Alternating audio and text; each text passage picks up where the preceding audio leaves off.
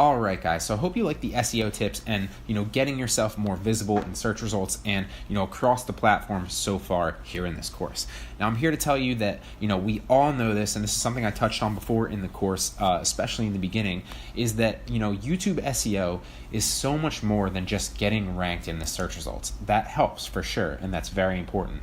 But crucial here in 2018 and moving forward is suggested video. Suggested video is a very big part of getting yourself known on the platform, and more importantly, keeping yourself known and keeping your channel alive here on the platform. So you want to focus on not just building YouTube SEO through search results, but also focus on suggested video. Now, a way that you can focus on suggested video is find, smaller channels that have successful videos and emulate those videos, make similar content as long as it's, around your niche.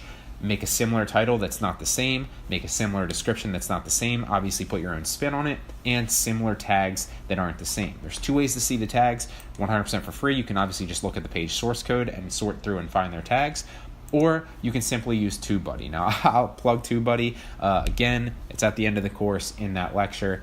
No more talking about it, I promise you. But I'm telling you, it's very, very effective. I have it turned off right here because I've touched on it before on this video. This is probably one of my most popular videos, has a lot of engagement. And like I said, my channel is still growing here at 3,000 subscribers. So this is for some reason still loading. Maybe it'll load fast, maybe it won't. Or maybe not. Let's just refresh. Running a lot of software in the background, so it's been a little bit slow. But we're going to minimize that TubeBuddy because I wanted to focus on suggested video and I wanted to show you that. So I'm going to minimize this. What suggested video on desktop are these videos that come up on the side. The higher you get your video to appear in suggested search results on popular videos or videos, just across the platform, both your own as well as other ones, is by, potentially getting YouTube to suggest you in those slots. There's a bunch of different ways to do that. Like I said, you can emulate successful videos tags, so literally use a lot of the same tags that they're using, and that will be a big indicator to YouTube that it's a similar video.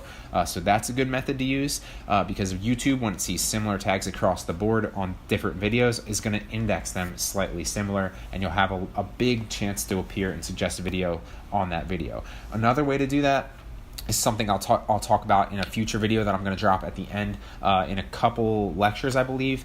Might be 2 or 3 lectures, and that will be, doing a bunch of things like, increasing your engagement as well as creating playlists and so on and so forth.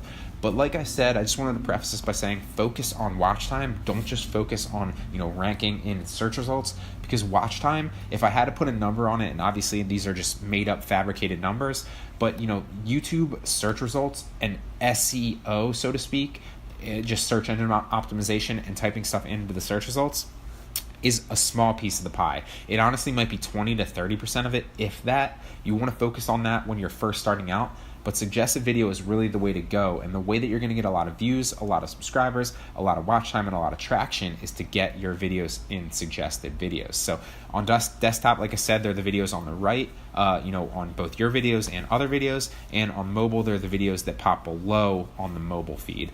But that's something to keep in mind. You're going to want to focus on that, and like I said, stay tuned for that video coming in a few lectures that will show you how to increase all that stuff going forward. Another little bonus tip is, like I just said, it's a small factor overall in the YouTube SEO realm, but do your keyword research. Make sure that you're trying to rank for tags that are rankable. The way that you do this is by going to the search bar itself, simply typing in, queries into the search bar and seeing what it suggests and seeing if you can rank for them. So just to give you a kind of crash course on this, you're going to want to search for a little bit longer tail if you're just starting out, obviously, like I've touched on before. But say you're trying to focus on like keyword research. How to do, we'll just type in, keyword research and see what pops up. So keyword research and see what's suggested. So keyword research tutorial, keyword research 2017 probably isn't a good one because we're here in 2018, but keyword research tutorial, keyword research tool, keyword research for SEO, 2018, for YouTube video tags, etc., etc., etc. And that's how you find tags that people are searching for, because you literally type them in the search bar and see what pops up under suggested. These are search results that people are already searching for. So if you make a video around this, you have more likelihood to get more traffic to that video, therefore, YouTube SEO, woohoo. But yeah, so that's a good way to do it. And then obviously you want to front load these keywords and make your video around them, like we talked about before. Another way to do it is another little bonus tip that I'm going to give you right here, right now, and that is metadata. So what is metadata?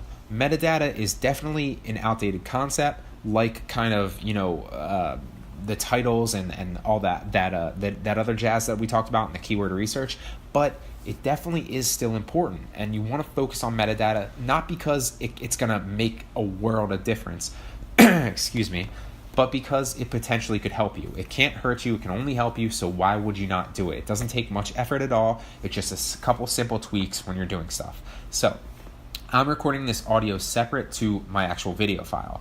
When I save my video file in whatever thing I'm going to save it as, I'm going to save it as that keyword. So say potentially I was making this video on keyword research and I just did keyword research into the search bar. So let's go back and type that in.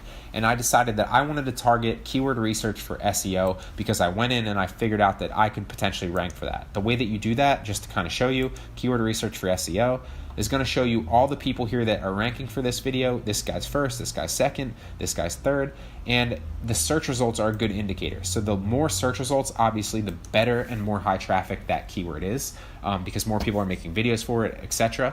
But it's important to keep in mind whether or not you think you can rank for that search term.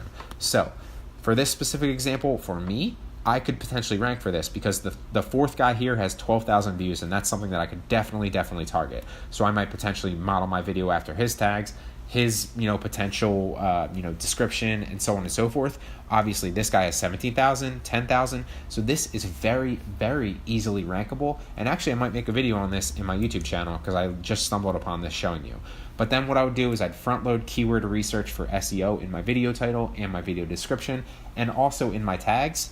And then I would make a video surrounded by that.